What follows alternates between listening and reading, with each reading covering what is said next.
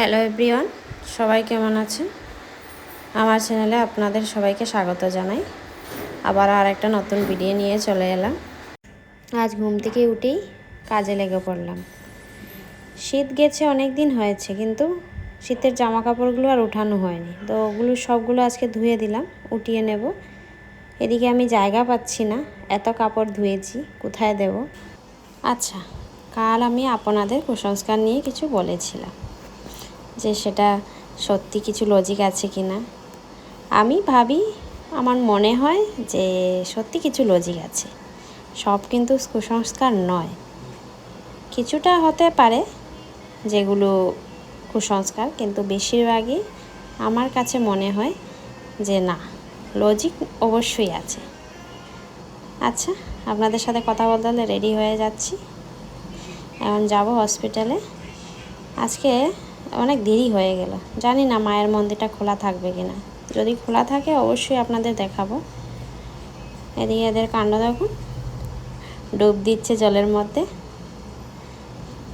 রাজহাঁসটাকে দেখতে পেলাম না, এই তো এই আসছি, এখন আসার সময় ওকে দেখতে পেলাম।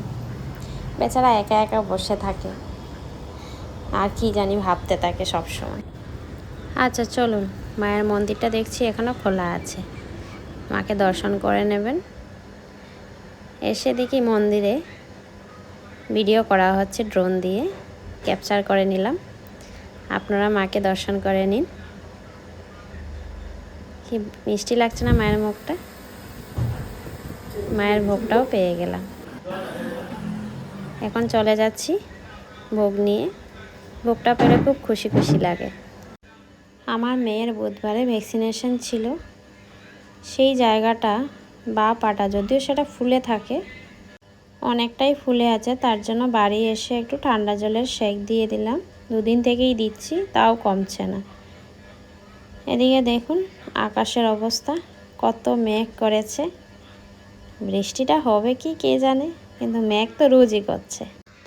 দেখুন এরোপ্লেনটা কতটা নিচ দিয়ে যাচ্ছে মেঘের জন্য।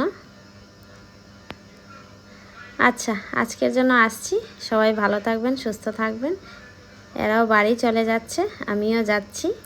আবার আর একটা নতুন ভিডিও নিয়ে আসবো। ততক্ষণের জন্য টাটা।